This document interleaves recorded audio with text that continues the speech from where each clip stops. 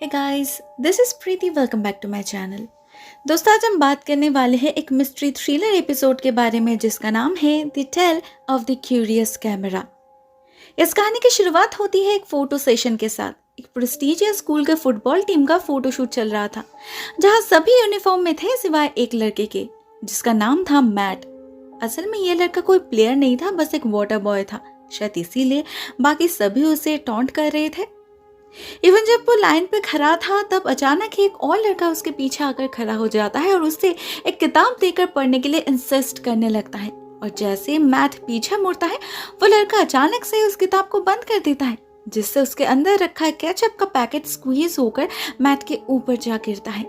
बेचारे का पूरा फेस लाल हो चुका था और चिपचिपा भी। और तो और, जब वो अपना फेस क्लियर करने जाता है, तब भी वो लड़का उसे करने नहीं देता, वैसे ही भेज देता है स्टूडियो के अंदर। मैट कुछ भी कह नहीं पाता।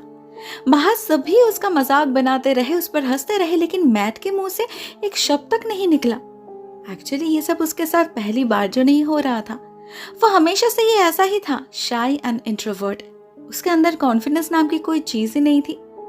एक्चुअली एक इतने पॉपुलर स्कूल में पढ़ने के बावजूद वो ऑलवेज सबके पीछे ही रहता था, शैडो की तरह। स्कूल में ना उसका कोई दोस्त था, ना वो किसी टीचर का फेवरेट था, ना पढ़ाई में कुछ खास था और ना ही किसी खेल में। ऐसे उसकी अपनी कोई एग्जिस्टेंस थी ही नहीं। इस सब के कारण उसे बुली का शिकार भी होना पड़ता था बहुत ज्यादा। स्पेशली वो लड़का कलबैक, वो और उसका ग्रुप तो एक मौका भी नहीं छोड़ता था मैट को परेशान करने का। एग्जाम्पल के तौर पर आज का ही दिन देख लो। बेचारा कितना एक्साइटेड था इस फोटोशूट को लेकर, लेकिन कलबैक ने सब बर्बाद कर दिया। मैट को उसी हालत में जाना पड़ा कैमरा के सामने। बस तसल्ली की बात यह थी कि जो फोटोग्राफर आए थे मिस्टर कॉलहॉर्न, वो मैट की हालत समझ पा रहे थे, तो वो उसे अपने रुमाल देते हैं फ्रेश होने के लिए और साथ में थोड़ा सा वक्त भी। मगर इतना सब करके भी अगले दिन जब मैट को अपने फोटो का प्रिंट मिलता है, तब भी उसे निराश ही होना पड़ता है, क्योंकि उसके फोटो में तो वो था ही नहीं। चेयर खाली पड़ा था और पीछे बैकग्राउंड दिखाई दे रहा था। मैट को लगता है जरूर उसके पास कोई गलत फोटो डिलीवर हुआ होगा, तो वो खुद से जाकर उस फोटोग्राफर से बात करने की डिसाइड करता है। उनका स्टूडियो का एड्रेस उस फोटो के एनवेलप पर ही लिखा था, तो ढूंढने में कोई प्रॉब्लम नहीं होती। स्टूडियो के अंदर जाते ही मैट को समझ आ जाता है इस फोटोग्राफर का बिजनेस कुछ खास नहीं चल रहा। एक भी कस्टमर नहीं था स्टूडियो में, और मिस्टर कॉलहॉर्न भी अभी तक पजामे में ही घूम रहे थे। पहले तो मैट को देखकर वो पहचान नहीं पाते, फिर जब मैट अपनी फोटो दिखाता है तब बात समझ आती है उन्हें।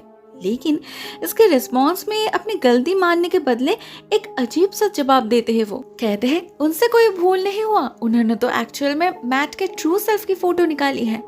सभी के नजरों में यही तो है ना उसका ट्रू सेल्फ, इनविजिबल। वो किसी को दिखता ही नहीं।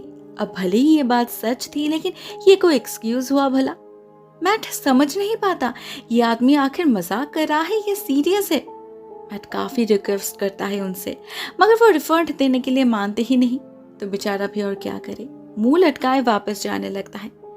लेकिन ठीक तभी पता नहीं क्या सोचकर मिस्टर कॉलहॉर्न उसे रोक लेते हैं और एक काफी सरप्राइजिंग ऑफर देते हैं। कहते हैं वो उसका कोई सेकंड फोटो तो खींच नहीं सकते, लेकिन अगर वो इस फोटो के बदले एक कैमरा उसे गिफ्ट करे तो क्या कंपनसेशन पूरा होगा? मैट को तो यकीन ही नहीं होता उसे कैमरा मिलने वाला है।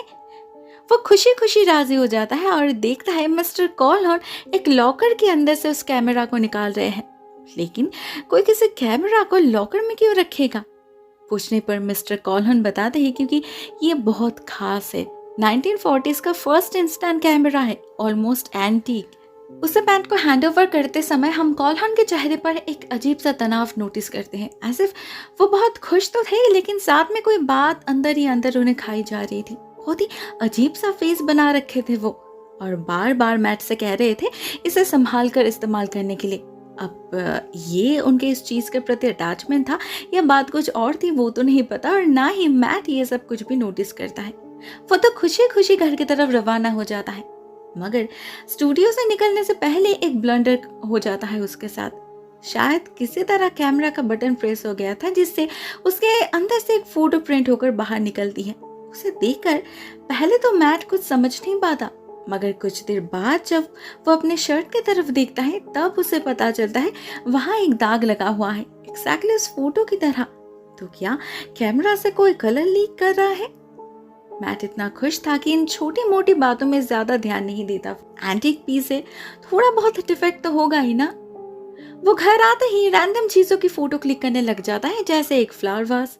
तब तक वहां उसकी बहन एमी भी पहुंच चुकी थी, जो मैट से कहती है उसकी फोटोज खींचने के लिए, लेकिन मैट राजी नहीं होता। उसका ध्यान तो तब कैमरा की तरफ था, जिसमें ऑलरेडी एक नई फोटो डेवलप हो चुकी थी उस वास का। लेकिन पता नहीं उसमें क्या था, मैट एक तक देखता रहता है उसे। कुछ देर बाद उसका होश लौटता है तो एक आवाज से वो पीछे मुड़ता है तो देखता है वो फ्लावर वास गिरकर टूट चुका है। एमी वहीं पर खड़ी थी, जो कहती है उसने कुछ नहीं किया, वो वास तो अपने आप ही गिर गया, एग्जैक्टली इस फोटो की तरह। मतलब उस फोटो में पहले इस वास का फ्यूचर गेस कर लिया था। मैट को भी एग्जैक्टली यही लगता है, तो वो और ज्यादा एक्साइटेड हो जाता है और अपनी थ्योरी टेस्ट करने के लिए और भी फोटोज खींचने लगता है, एक फोटो फ्रेम की और दूसरी विंडो की। फोटो में प्रिंट क्या निकल के आएगा ये देखने के लिए काफी क्यूरियस था मैट, लेकिन उसे डेवलप होने में थोड़ा वक्त तो लगता ही है। तो मैट तब तक किसी दूसरे काम से पास वाले कमरे में चला जाता है और वहीं से उसे सुनाई देती है कांच टूटने की आवाज। वो चेक करने जाता है तो देखता है खिड़की से किसी का बॉल घुस आया है कमरे में और उसी से वो फोटो फ्रेम भी टूट गया है। इधर जब वो फोटो में देखता है तो यहाँ भी एग्जैक्टली यही सीन कैप्चर हुआ था। Isn't it miracle? हैरानी में मैट की तो बोलती ही बंद हो चुकी थी, मगर फिर अचानक ही उसे दूसरे कमरे से क्लिकिंग साउंड सुनाई देती है। तब उसे याद आता है, अरे उसने कैमरा को तो दूसरे कमरे में ही छोड़ दिया। वो जाकर देखता है तो उसे पता चलता है कैमरा ने अपने आप ही कोई फोटो क्लिक कर लिया है, लेकिन वो फोटो फुली डेवलप होने से पहले ही उधर मैट के एक्वेरियम में ब्लास्ट हो जाता है, धुएं से भर जाता है वो टैंक। इधर वो फोटो में देखता है तो वहां पर भी वही दिखा रहा था।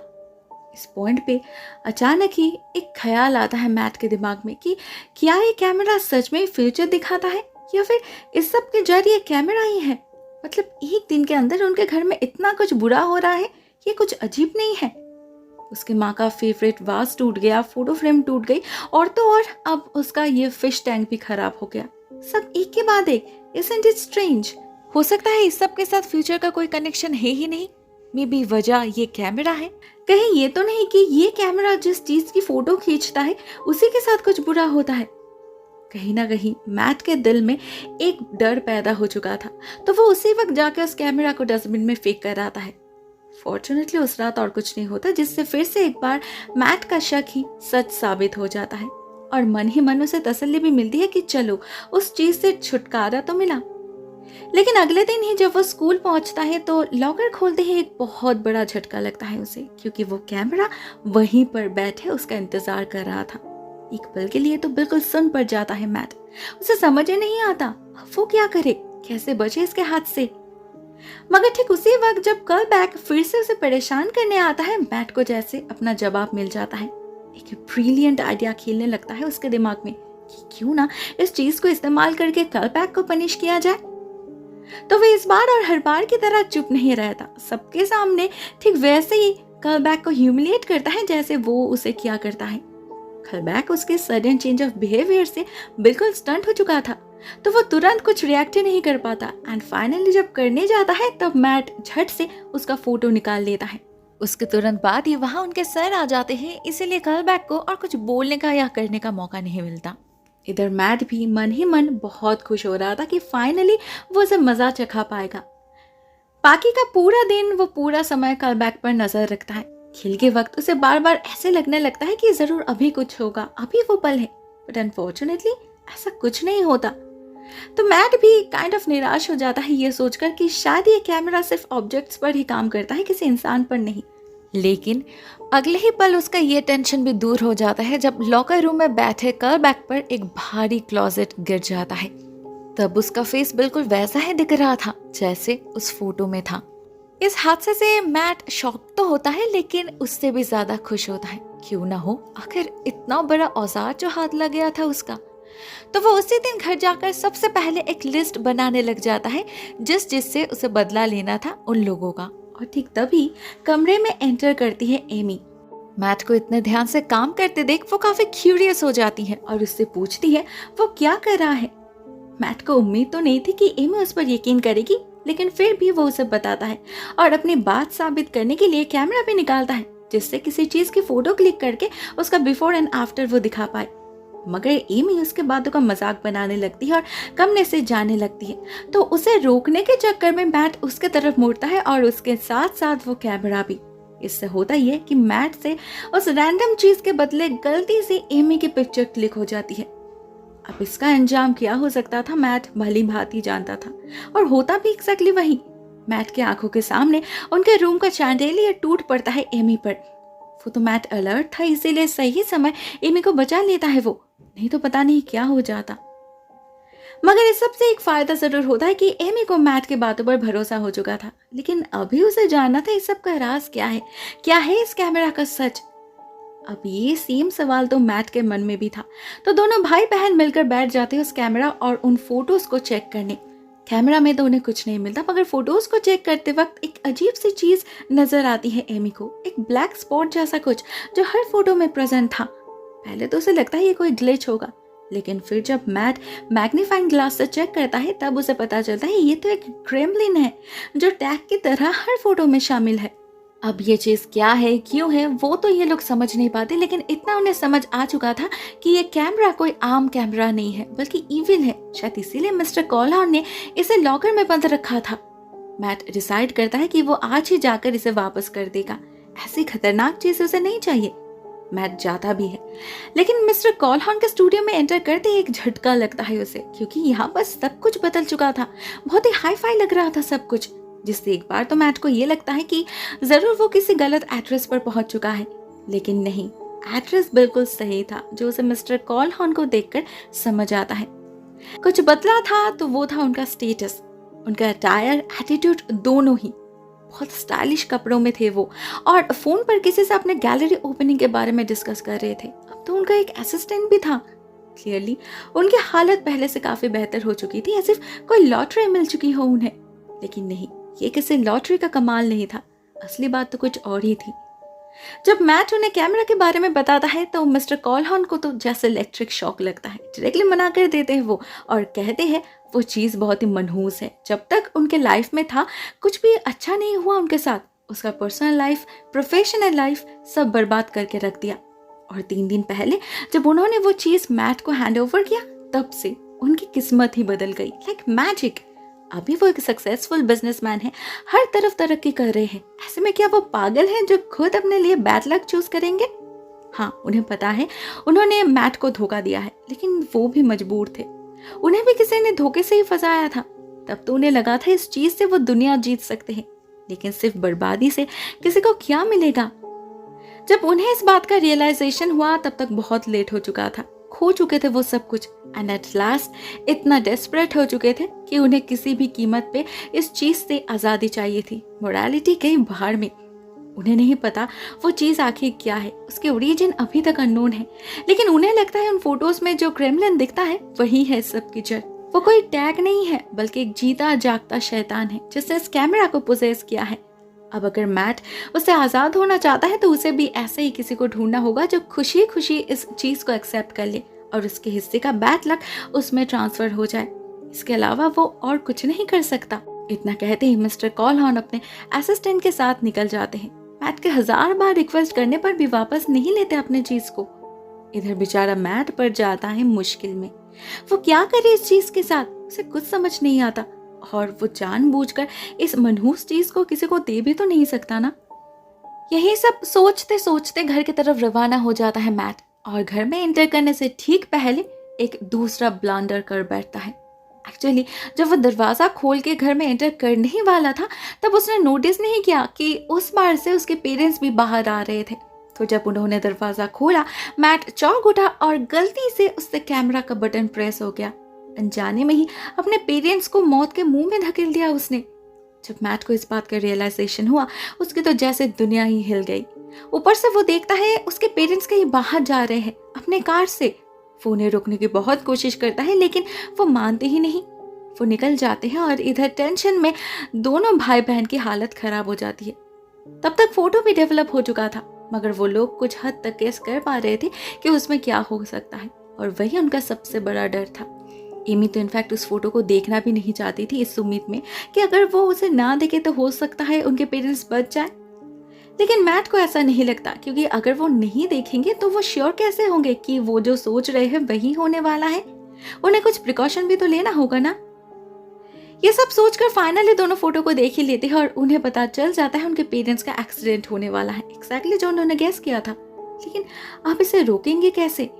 मैट सबसे पहले पुलिस को कॉल करने की सोचता है, लेकिन उन्हें बताने लायक उसके पास कुछ भी तो नहीं था। वो थोड़ी ना ऐसे बेतुकी बातों पर कोई एक्शन लेंगे। तो फाइनली एम उस कैमरा को बाहर ले जाकर एक बैट से उसका चकनाचूर कर डालती है, इस उम्मीद में कि शायद इससे काम बन जाए, लेकिन ऐसा होता नहीं। कमरे में वापस आते ही उन्हें वो कैमरा अपने सामने दिखता है, बिल्कुल सही सलामत। मतलब इतने आसानी से उन्हें छुटकारा नहीं मिलने वाला। लेकिन उन्हें कुछ तो करना ही था, ज्यादा समय भी नहीं था उनके पास। तो ऐसे में मैट को एक आइडिया आता है। वो लोहे से ही लोहे को काटने की डिसाइड करता है, जिसके लिए उसे जरूरत थी एक मिरर, एक हैंगर और उस कैमरा की। सबसे पहले वो उस मिरर को ले जाकर सोफे पर रख देता है और कैमरा को रखता है बेड पर, बिल्कुल उसके सामने। फिर उसे ऑन करता है और बेड के पीछे से छुपकर हैंगर से उसका बटन प्रेस कर देता है। इससे होता ये, कैमरा में उसका अपना ही रिफ्लेक्शन कैद हो जाता है और एज द रिजल्ट वो कैमरा गायब हो जाता है। आखिरकार मैट का तरीका काम कर ही गया, उस कैमरा से छुटकारा मिल ही गया उन्हें। ठीक इसी समय उन्हें कॉल करते हैं उनके डैड, जो कहते हैं वो लोग अभी अभी एक बहुत बड़े एक्सीडेंट से बचे हैं, ऑलमोस्ट मौत के मुंह से वापस आए हैं वो। तो अभी उनका और कहीं और जाने का मन नहीं है, वो लोग घर वापस आ रहे हैं। ये सुनकर मैट कितना खुश होता है वो तो सिर्फ उसे ही पता था।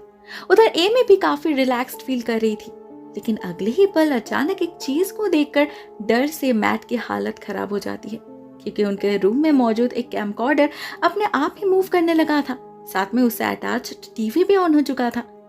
पहले तो मैट कुछ समझ नहीं पाता, फिर जब वो देखता है उस कैमरा के स्पॉट पर अभी एक फोटो पड़ी है उस कैमकॉर्डर की, तब उसे असली मसला समझ आता है। असल में उस कैमरा ने गायब होने से पहले अपने अंदर के ईविल को उस कैमकॉर्डर में ट्रांसफर कर दिया था, क्योंकि मिरर पे कैमरा के साथ साथ इस कैमकॉर्डर का रिफ्लेक्शन भी तो आ रहा था। मतलब उन्होंने कैमरा को तो डिस्ट्रॉय कर दिया, लेकिन उसके अंदर के इस शैतान को नहीं। वो कैमरा बस एक वेसल था जो अब ये कैमकॉर्डर बन चुका है। मतलब ये लड़ाई अभी तक खत्म नहीं हुई। मैट और एमी देखते हैं वो चीज पागलों की तरह मूव कर रहा है, मे बी उन्हें ही ढूंढ रहा है वो। लेकिन मैट भी इतने आसानी से हार मानने वालों में से नहीं था। उसे पता था ऐसे में उसे क्या करना है। वो फिर से एक बार उस मिरर की मदद ही लेता है, एमी को लेकर छुप जाता है सोफे के पीछे और रिमोट से उस कैमकॉर्डर का रिफ्लेक्शन कैप्चर करने की कोशिश करने लगता है।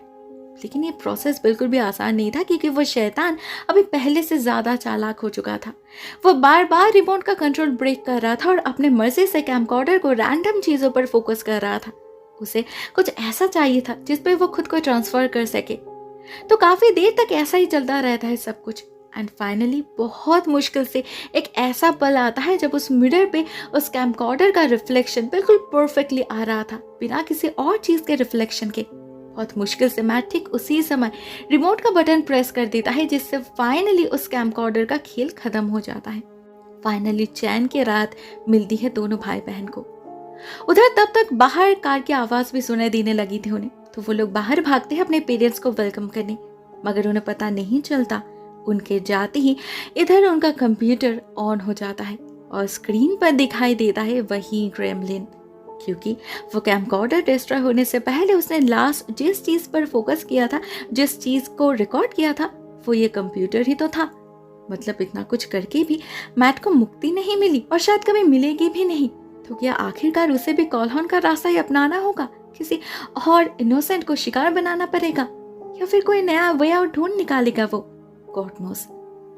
दोस्तों ये कहानी यहीं पर एंड हो जाती है। मैंने तो काफ़ी एंजॉय किया इस स्टोरी को, काफ़ी थ्रिलिंग है और ट्विस्टी भी। दोस्तों आपको ये वीडियो कैसी लगी कमेंट सेक्शन में अपने थॉट्स शेयर ज़रूर करना। आज के लिए बस इतना ही दोस्तों। Thank you so much for watching this video. बहुत जल्द मिलते हैं किसी और नए वीडियो के साथ, तब तक के लिए टेक केयर, टाटा।